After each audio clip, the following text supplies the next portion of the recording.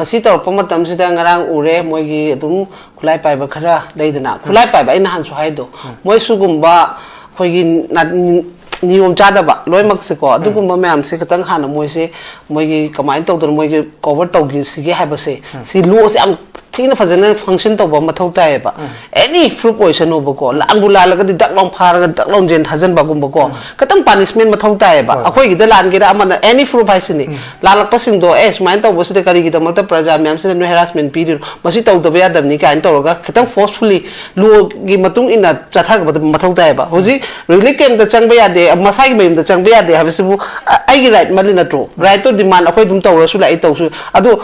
ai gi da changba ya de na hai mido kari gi damakta noina changbe ya de hai no haidana moida wari sana ma thau taeba natro ai gi ram da nang gi pata do nang yum changge bu yaro haraga di madu yamna akai ba mi ne ba natra aduna maram moiraga madu gumba mayam se adu gumba du da khara punishment ma thau tai noi su sida la okhoi dum hare laksu lak na re natra akhoi gi side te gi di lo ma free ngata ne bu ji lei se khoi delhi gi sida lei ba mayam se dei di aduna masi gi sida khara powerful di ma thau tai ha ne gi type da khoi ai dum hanjana su ngasi ju haijeri sini madu gi pot matam leite tha tare ni pang khaka gi pawani adu bu taw ge taw di nayakta aning ka pu no mada ha chief minister ro ge loi to khari duni cinema gi wari wa nate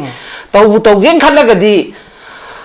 khoi gi chana kanlon khoi samvidhan sin ngarang gu dum moi assembly pham bade am post ai moi gi ngarang gi kano du di ena su dum appreciate away hoi mi su ba su da bri to khro phaminari ba opposition mara yela ka do mi du su full support moi mateng pang ge hai re natra any moi ke yeng na da bi da ai khoi su angam ba full pang je ge akhoi su hai bi ro khoi su kano to bi ro ka na yamna adu gum ba pot la abani na hojiti madurei du de lawra ga kamai kai taw ga thabak se taw si ge ha ba hojik nata da na khoi ngasi ai kara kano bangkai da kano moi yeng ba khopus tu do magi to ba ui adu gum bagi matam si ang kana mangan da ba ko adu sopudi ngarang tawri do karam bano kamain to bano lo su khoi gi chahi kunthra manga MLA oira ba mana paira bani na tare da ka ba kai se phagi na tre natra kari politics phanam dum hairan ni kamain to do praja them ji ge mai gi kendra gi praja them manga maga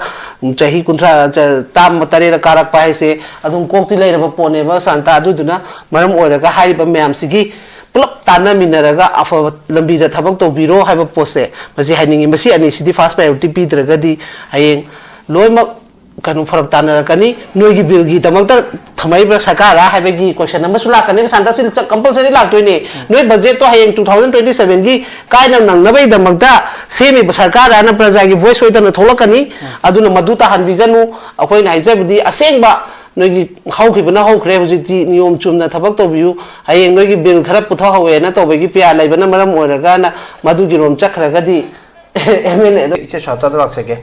iche hauzik lei ba phibam sida chum yamna hangba ya bo hangamara na ichum khalapani aiko gi yamna drastic oiba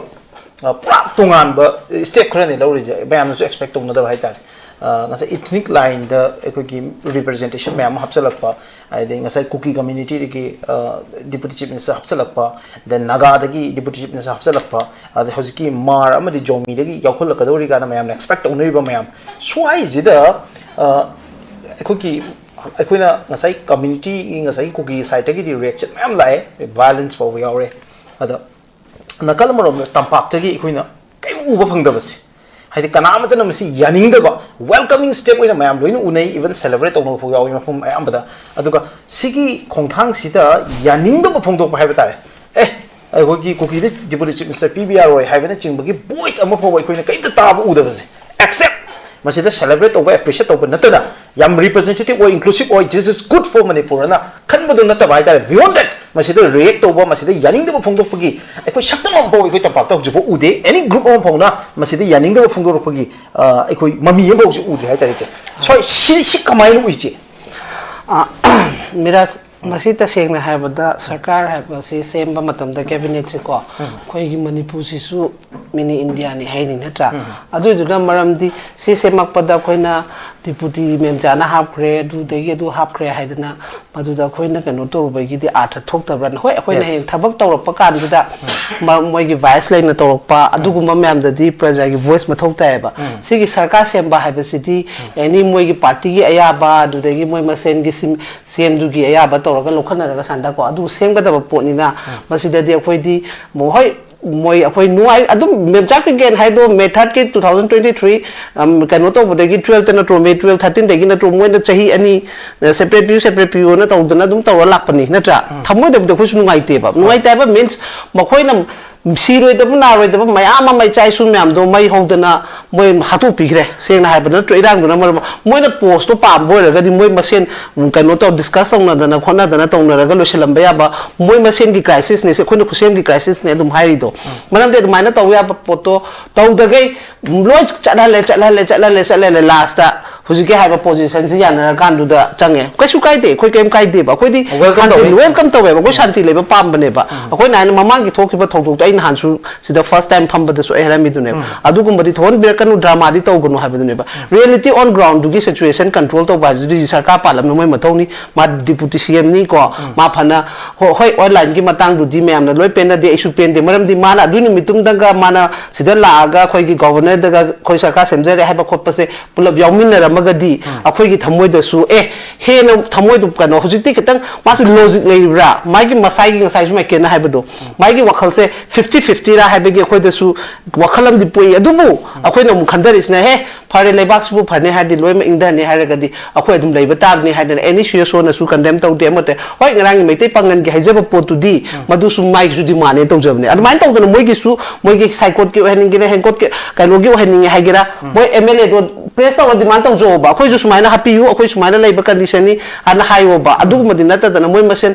admain na to naraga akhoi manipur gi mai chahan da gi mo on ba dia de ko aduna sigi pota de akhoi na kana na su aina khem tamu khem chan akhoi ke su yang kana ka no obana te dum khalaga su dum hapa de hape na dum janari singai dana ha akhoi di hena akhoi sindame kendra ne akhoi ne hena hayeng kai guma mala khongthang ma sorpa matam da akhoi na hana gi former chief minister na kai guma sorpa matam da hengang pan ba dum mai na akhoi chu palak toi ne ba akhoi su risk am lai ri ba adubu thola khadi thola khrabani na afaba thabak to tawraga manangam jane ne thola bani na afaba chumba to tawbiyo na akhoi dum request taw ri ne ba aduna sugumba sidi akhoi na hairu bada phana huji akhoi na haire na yagadab su leite maram di center dagi khulai wona loi thadong na panga tani na duna center na thadori ba mi sin se akhoi na state yaw kanda hana gi poto ta hanbigen wa haibane ba aduna sugumba sida di akhoi na yamna crime to bai mathau su ta de pam da bagi wadi pam de ke do bai no haibada moi na to bodagi jiri gi problem dum thogi ni icha thani pan gi angang do ha sidam da ba ya ba do sirim ni adu bu loi ma kaw thong na ga adu gi da matu gi future sem da ya da bani na madu sum ninjang na leira ga di yaro khan bagi akhoi na ngasi loi ma kauselaga akhoi na brother gi lo ha do akhoi lawri sine na tro adai da moi na du khara gi huji mai ken seng na moi gi lairi ba problem kari no ha manipur gi problem na te mai tai ga na te ha man clear cut thamgre madu hanjani ngai mathau ta de aduna adumai na to dana adumai to darka oi aduni masau gi ne mete pangan su phuna ro ne du di na tro noi em noi pazam nam su phuno ba akhoi em de hapak tu ke no phuna adu yam na reasonable oi da ba ya khal yaw da ba mi gi kano ne ba ko adu duna moi gi ngasai o cha santana ha gi do moi gi he ena si la pa matam da kano to pa matam da problem yama ma tholak ka double level gi provoke to raga seng have the land se loisaning da bai wari ne ba santa nai raga sum thamaga moi gi amang ba pot akhoi na di hai se hana lemina si mito miran cha de khandok kadam ne habene khoi di mandi maram di khandok kadam ne haidana santa adu duna moi le halaro se heta tan thok se habana te ba moi de akhoi gi right kanu sida chanbe ya roi moi tongana range le bai type le hangera natra adu gu man nature do to hon gadam ne habwa da ne ba hekta khoi ne na si tawraga kanu khandok pa haina moi se hekta head back out khudak ta tawge habana te ba matam gi matung ina nakhai se na nang su miras hoina isu sujata hoina santa ni sim nakhai se na amana lai se habane ba khoi na adu ta di tung future loima gi santi oi du na tro adu du tawde da potu di akhoi di sumaina manipur sida di balai gre khangam na du kumba khandoga lehen je amne ngasi akhoi gi NRC gi demand taw ri su lan ubiga no ba loi ma moi su afaboi du ne ba yelo mi khudi ma ki afaboi du ne mai ken ngasai thado gi adu mar gi haiba moi da chanai ne ri myam du su nakhai sengna akhoi da seng habda akhoi manipur sida huram ba khara lai ri ba huram ba du phadok se habane ba adu ga huram ba du phadok heta dandi pi dana heta hat situp se habana te ba ma se asem huram ba ni ko haba mi dum akhoi na hana khando ga di hingmin na ba da no ne haba oining bo is no mi to haba tu di khando kom ti changi na che adu da positive note andang la hogi che sena so ga sawi mi no ji ko ai ko ki ngasai deputy chief minister iman nem chaki biense ma si deputy chief minister ora posida manipur do puari myam se me haitare because of her masai online gi do me yawre and adu ma thak to kwai di maru ibam yawri che ko manipur da nupi amana Deputy Chief Minister की position the लाकने है बसी हौजिक ले Riba collective Manipur की imagination the लेते है अदु वो हदक की issue शिना मरम वरका central leadership न लोग को decision न बता Manipur दा नुपी ने Chief Minister ओय बजा मसी पुआरी में same करे ममांग तो जो एक कुकी community दे Manipur की one of the मारी पर हम नुक्शी जब मीने न मैं हम लोग याना भाई तारे एक कोई इमा किंगम केस एक कोई MP वे चक्की को अदु हदक की पुआरी में same पोसी दा नुपी ने Deputy Chief Minister मुझे रखा लेंगा क्लोन दा Manipur की governance नुपी ना की decision में करम ओय रखा सिगी खोंगथांग से इसे ना नुपी लुचिंग भी अमोइना मणिपुर नुपी खुनाई की लुचिंग भी अमोइना कमाइना रिएक्ट तो बिनी तसेंग अदुगी हारगदी यामना खोई प्रॉफिट ओय को मरमदी मा कनो ओजरगा सु मणिपुर की मचा मणिपुर की निंगोल अमने मा सुनत्रा अदुना मरम ओरगा सुमाना डिप्यूटी सीएम गो ओरपा हेबसे नुपी अखोय म्याम सिगिसु मथौना मा हापगुंबनी को होय हाना मिनिस्टर फमदी दुम पाइ अदुगो डिप्यूटी का आगे सिदी कितंग रैंक तो हाइट याम वांखलेदना को अदुदुना याम एप्रिशिएट तवी अदुगा नुपी न सु ओरबनिना नुपी हाबसिदी सेंगना हाबदा राज ममाने हाइमने बलोय मकी नत्रा अदुदुना यामना हजिके खोय मैडम मेम चकनोसिनसु अदुम नियम चुमना वायस लेतना आरामना आरामनी इचादसु अफबा फटबा हाबजे खंदोपा मथौ ताय फलबगा फटबदो सुमतोसना लेबे यारक्तबनिना को अफबना क्राइ बफम थमनी फटबना क्राइ बफम थमनी हाबदो अदुगुम वखल सेलगा मागी पावर दो फजने यूज तोबा अदुदा वायस लेबना तबा कोई कम्युनिटी नि अदुनी अदानी अमत नतबिदा मणिपुर की ममा म ओइना मणिपुर की डिप्यूटी चीफ मिनिस्टर है से ममा मग चमानमने ममामने अदुना अदुगुंबा मथौना लेना थबक तो हनिंगी अखोय म्याम सु दुम बैकिंग लेगनी अचुम बेगी दमक्ति ममा ओबि म्याम नसु अदुम तौरकनेबा सिदा कैसु ले ओइबा मोइना को अदुगा ममा ओरगा हेंग ममाई की लिच चलक्त्रगदी मदुगी सु दुम चपचाबा मोंदा परा दुम लाकनेबा ममा मोइना मणिपुर की डिप्यूटी चीफ मिनिस्टर मोइना इसे मसे जेंडर की ओइबा अखोय की इशू से कितन एड्रेस तोनिंग बै दमता इन मतम से कितन लोजबने ay to bong chingchu laksake Manipur nupi khunai gi damakta tawhanning ba haitari chena as a deputy chief minister moina lengak si ke luching bi amoina le ka dori bani na mane ki decision me am lo yani initiation me am to ya do ni entire universal oina maitai gi pangal gi naga gi kuki gi na khaidok ta bida apunba Manipur gi nupi khunai gi damakta akhoi Manipur gi ahad nupi deputy chief minister da kai ki to honing ya pam masidi tasen have the nupi leiri ba any fruit ki ko maitai pangin gi ro mo gi no jai bdo adu ko mayam sigi moi gi akhoi gi chakot thorang haitare ko khoi gi afaba lambi da lamjing bi na ba na ta ba khoi gi seng na habada nupi myam se dum awaba myam am leraka adum pharak turak to ba myam su yawi ni loi ma community khuding mak ta ko adu duna madu gu myam do le hendana ba adu gu ba kano do chalhandana ba afaba lambi lamjing bi raga afaba mama myam ohen bi raga macha sing su fataba macha sing du gi fana ba lambi sembi na ba gi we pi bi ba seng na ba ching man da su mama oi bi myam se ta seng na popi thaba da miras ai na han su hajai du ne ba thaning da na maram din ba si sin hayeng kano to pa matam da hu olakani ko haraga khangjana masi thari ba poche phatte haraga su no magi chara do tamham nei taba moi sum amma ma lei ba ko ching thak ta lei ba mi sing si jo haibadi foreign halaga di macha do chara hendurim ni na bijani ngai lei roi da bani na adu gumba khusuman to ga yaw ba mi dum lei ri ba aina dum thengna jar pa gi ni ko haise aduna khosu nungai te madam si tawri se tawning ban te adu su madura phang pal po chonga du na di horen imung mai kano to du ni na adu na maram oiraga lei ba ching or tam or bile admaina लेरिबा मैम सिगी नुपी मैम सिगी कई करम तौरगा चिंगदना कमाइना तो हन्नी तमदना कमाइन तो हन्नी हारगा दुगुंबगी चाखो थोरांग अमसु लोहनिंग हाबदी एनी खुदिमक से ममा हाबस्ति लोइतार एबा मखोन ममा यामना कनो तो बे वानते होय नुपाना सुदुम इमु पुनै तबदु यामना इंपोर्टेंट ओसेलगदी ममा से रेस्पोंसिबिलिटी जे हेलेबा सेंगना हाबदा लेते मपादु युवा ले थोखि याबा ममा दुदि चागे हारपा मैम ममा लेबनिना मचा दुगी खलगा अदुम खितंग दुम डिफरेंस लेनेबा नुपी के नुपागा कनो से अदुदुना मरम ओरगा दुगुंबा तो बोले अदुदुना चिंगमी द लेबसु तम द लेबगिसु नुपी मैम सिगी चाखो थौरांगी मतंग दसु को खर पाइखलहनिंगे तसेंग हाब कोई हाइबवादनी कोई यामदि शॉट लेब नुपी की कोई वाददी हाइबवादनी वल कनो नुपी की थौरम कायना पांगथोक सबे वानी मणिपुर ददी मदुगी नुपी की थौरम दो करिनो खंगदबगा सुदुम लेदना को अदु वुमेन्स डे ग तोबसे अदु जुना मरम ओरगा दुगुंबदा खुनाई लोइरबे लेरिबा फुरुक खुदिमी खुनाई दा असन अता तारिबा मैमगी ममा भाई प्रोग्राम खरदी मैडम ना खरा योहनिंगी ओके अदुगी पोतु मसु हाइनिंगे इसे हौजिक्सी एखोइ दा अचो हंगम थोंग लेजे ngasa gi question of intrigue di question sini ko Housing Masida, Cookie Joe Mar community, pull up Dimin to Husiaro. There are many good people out there. Manipuga Punbi Sakam Sakat and the one of the new Am Toli. Fong Tolopang, but that's a different thing. Aduga Housing Show, Anoba, Manipurama, simple and one of the contribution people get the meeting to the Loila Iseko. Sigida condition and equal in a pushing is number one condition that I call him Maiti Mayamna. Hide of a put Nicoche, I have to Cookie Emile Moitarazi, Cookie Joe Mar, I don't know how to community, Moi Manga, Moitara lady, Emile Taraze. She already manipulating up Shimbaya in the Dimanto. I took his stage in my take community in the low to a later. But I'll do low record. Aduga, some the Maka Cookie Joe Madi Mar community in Amuka, my day Gapulaga government of Shimbaya, and look for later. Adu Itaragadi, Nasai. Miui Lishing Puna Magi Bagi Mayum the Hundred Mungam the Nazi Rickenda, Yari Egalady. See, at the Muka Hojikchi,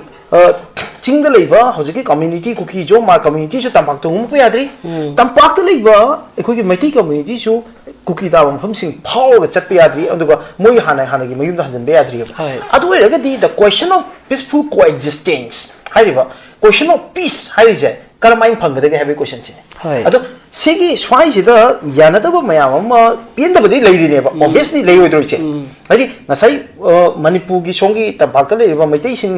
Cookie Joe Mar community, Mataka Piendabale from forever. Mahoy is lady go, Sonda. Sigi Piendabazil later, Zoo, I queen a logo river, Philip C. Chatna way out with the book, Utopia with the bar, putting in the way out with the Philips of home to private questions in the happening. Madu Matang Mirasta saying I have the Sarka Masemba in Hana Sudum Highlighto. Sarka Masemba the Akoy may take cookie Sarkana, they seem to say, yes, Manipur State Kisarkani, same with them say. I do the number of Oraga, Moina Yawa Hagan Mule Jobutare, Matain has really Jobutare, Madam the state say Akoy Adikatan Pan Banateba, Maite Musum cookie state, Nateva City. See the Furu contract, Marina Lingba, contract Lingba, Mapama Manebo. Aduna Maram Oraga, Maduki Port to the reasonable or the bar. Upon the demand Harakasu Mapam Nium Jada Bado. I do so put the Aina. Seminar was the same Yaro. I don't know Santana Haido, who's the assembly hanger, Kongan de Hokre. Now, what a pambado, I ship a Mr. Mammy, which the Canaro, Nainero, Haduga, Monas minus some trade or in a duto in a Toragadi, but when the Manza is a rutan,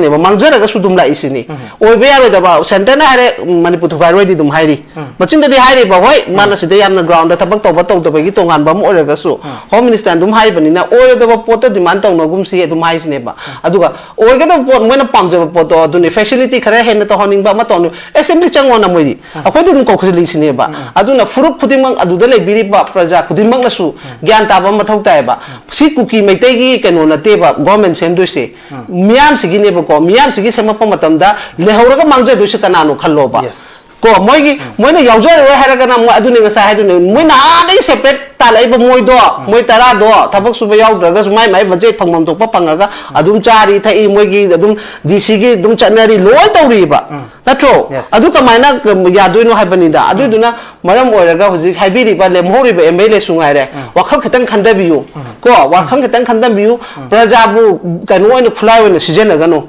Nangan came to give Prazado, go, Nanga saying Balidaram Oragadi, Nang Sidalaga, Nangi Prazaga, Wabado, Hiraga, the Honimbo Hayu. Hoy nangi mi khare henjalaga nang mind ta ren khalaga su madu adum karinu solution adum thira lore natro ay ha be boss this mind ta bani haraga adum nangi adum matum lakchani adu natadana or paro da bada sum dimane ta leader ki minchate hen hen mangdar kadam neba adu na maram or kana roi aduna sarkar semba habe se miyam gini akhoi kuki emele meite gi amta natte adudagi sigi pham gi munaba sungare akhoi praja gi amta natte noi praja wan ge dan ngara angam moko kai de nuai te ba nuai te di unnecessary kan one ba moi violent moi tau jari do kana ro da ba adu sopudi moi gi emele ro chalaga kari gi pham nang lobo ngamdri no madu tai na ro so assembly chang wono adu na ta lo hai ba ha Thengna na haru so ba swade la hol gno ba pangi ne ba moisu wara ka digna wai moi praja nam wajadro ain haidi adu so puri leader chalo akhoi ge MLA le natra nang kari gi phangapri no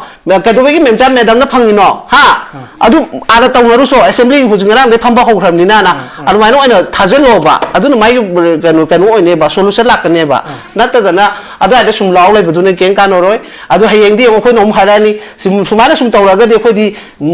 ꯀꯩꯅꯣꯒꯤ ꯍꯥꯏꯕ ꯂꯩꯔꯒ ꯊꯕꯛ ꯇꯧꯕ ꯅꯠꯇꯕꯅꯤꯅ ꯁꯨꯃꯥꯏꯅ ꯂꯩꯔꯤꯕ MLA ꯈꯔꯁꯦ ꯀꯔꯤꯒꯤꯗꯃꯛꯇ ꯄꯥꯔꯇꯤꯅ ꯃꯗꯨꯒꯤ ꯃꯊꯛꯇ ꯑꯦꯛꯁꯟ ꯂꯧꯈꯠꯂꯛꯇꯤꯅ ꯀꯩꯅꯣꯅ ꯑꯩꯈꯣꯏ CSO ꯃꯌꯥꯝꯁꯨ ꯃꯅꯤꯄꯨꯔꯒꯤꯗꯃꯛꯇ ꯂꯩꯕ CSOꯅꯤꯅ ꯃꯣꯏꯒꯤ ꯑꯋꯥꯕꯁꯨ ꯑꯋꯥꯕꯅꯤ ꯎꯔꯒ ꯑꯗꯨ ꯇꯧꯔꯛꯄ ꯃꯇꯝꯗꯗꯤ ꯀꯅꯥꯅ ꯋꯥꯗꯣꯏꯗꯣ ꯂꯤꯗꯔꯗꯨꯅꯤꯅꯦ ꯋꯥꯗꯣꯏꯗꯣ ꯅꯠꯇ꯭ꯔꯣ ꯃꯥꯅꯤ ꯏꯆꯦ ꯑꯗꯨꯗ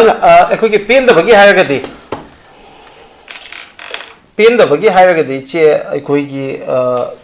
ꯃꯩꯇꯩ MLA ꯃꯔꯛꯇ ꯅꯠꯇ꯭ꯔꯒꯅ ꯄꯥꯡꯒꯜ MLA ꯃꯔꯛꯇꯁꯨ ꯑꯩꯈꯣꯏꯒꯤ ꯆꯦ ꯇꯥꯃꯣ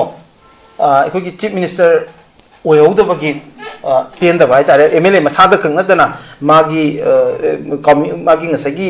ꯀꯟꯁꯇꯤꯇꯨꯑꯦꯟꯁꯤꯗꯨꯒꯤ ꯃꯥꯒꯤ ꯀꯦꯟꯗ꯭ꯔꯒꯤ ꯃꯤꯌꯥꯝ ꯃꯥꯒꯤ ꯋꯥꯀꯔꯁꯤꯡꯗ ꯌꯥꯝ ꯆꯥꯎꯅ ꯂꯩꯈ꯭ꯔꯖꯥꯠꯅꯦꯕ ꯄꯦꯟꯗꯕꯒꯤ ꯍꯥꯏꯔꯗꯤ ꯄꯦꯟꯗꯕꯁꯦ ꯑꯩꯈꯣꯏꯒꯤ community khak leina banate chumnagi MLA mayamdasu chief minister oheningba aduga expect tawruba mayam chief minister oihudabagi natragana minister de oiningbadi loi power ni oiba phangudabagi pendabadi leini habta leche ko adugi pendaba makna ekhogi leibak watho oinaba manipur gi apun mari system da kairak naba manipur gi integrity da natraga manipur da lei shanti amona proxy ga na mayam na restaurant tongnaraga pendaba mayam leiraga su khanga leiba pot mayam sida akai ba perakpadi madu chumbra ai wangjini se kare habini ai gi ora di madu chumdeba ko maramdi hoi thokre hokre loikre ko hoi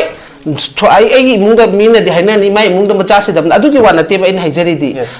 thokre sinare loi ma khoi sunu ngai te laudana hoji posu dum tawri sini ko justice ti phangan ga damni dum hari sini tawbadu bu madugi pen da ni dom do pol laga lairaga di ai gi state se sum hoji economy pura down ni miras ko sumaina sum kana da unnecessary da yena leiba da ni ngasi ai di PR gi chahi ma mang ga se pamui ban chanta mona sumai to bi ga de lidana na na ko bi raga dum continue jathan be ya habani da nata da na dum sana bi leire adoi gi wakon mayam na demand taw kan machine niyom chumde du tawde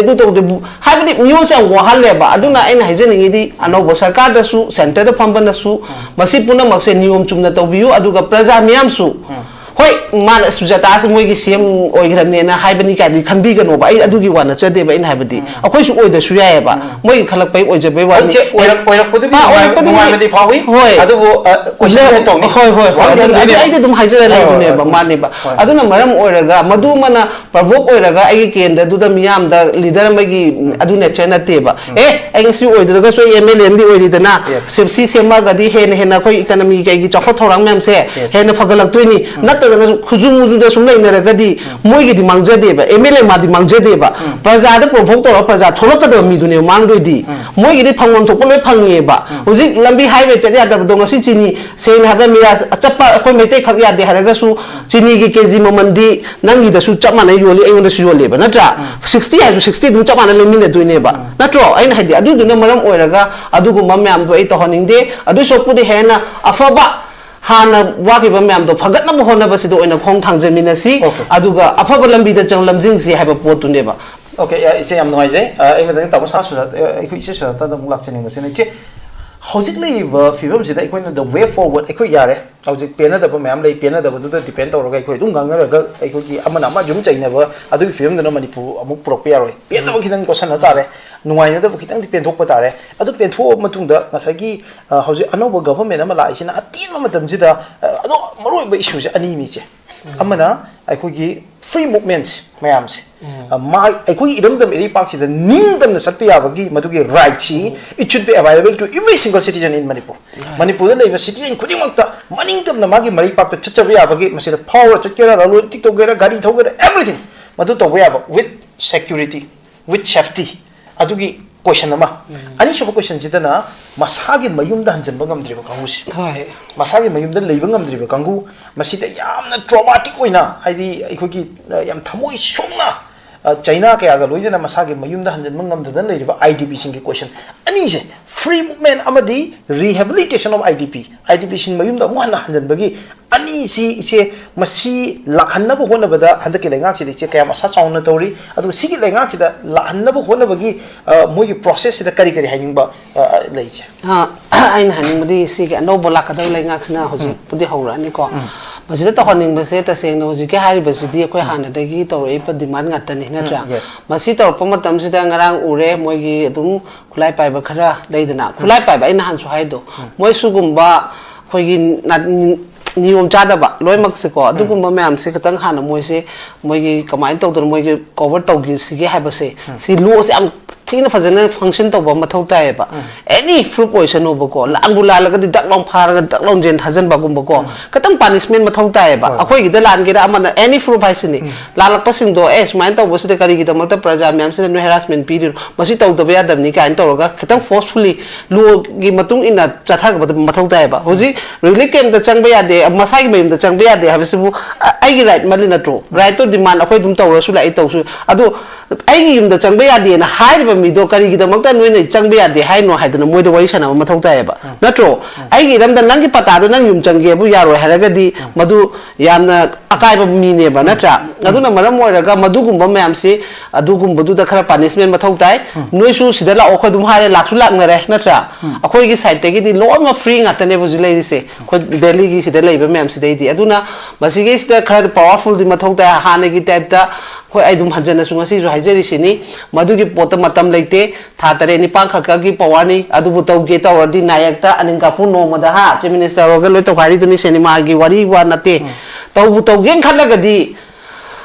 khoi gi chana kan lon khoi samidhan sin ngarang gu dum moi assembly pham bada yam post ai moi gi ngarang gi kano du di ena su dum appreciate we hoi mi su ba su da bri to khro phaminari ba opposition mara yela ka do mi du su full support moi mateng pang ge hai re natra any moi ke yeng na da bi da ai khoi su anam ba full pang je ge akhoi su haibi ro khoi su kano to bi ro ka na yamna adu gum ba pot la abani na hojiti madurei du de lawra ga kamai kai taw ga thabak se taw si ge ha ba hojik nata da na khoi ngasi ai kara kano bangkai da kano moi yeng ba khopus tu do magi to ba ui adu gum ba gi matam si ang kana mangan da ba ko adu so pudi ngarang tawri do karam bano kamai to bano lo su khoi gi chahi kunthra manga mla oira ba mana paira bani na tare da ka ba kai se phagi na tre natra kari politics phanam dum hairam ni kamai to do praja them ji ge mai gi kendra gi praja them manga maga chahi kunthra tam tare da karak pa se adum kokti lai ra ba pone ba santa adu duna maram oira ga hai ba myam si gi plop tana minaraga afa lambi da thabak to biro haiba pose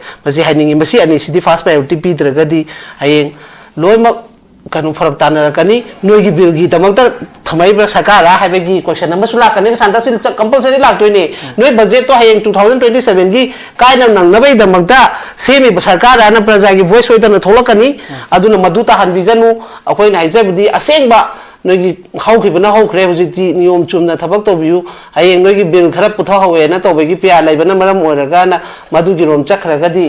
mn edum phar tara kani adu haije gi okay che am noi jai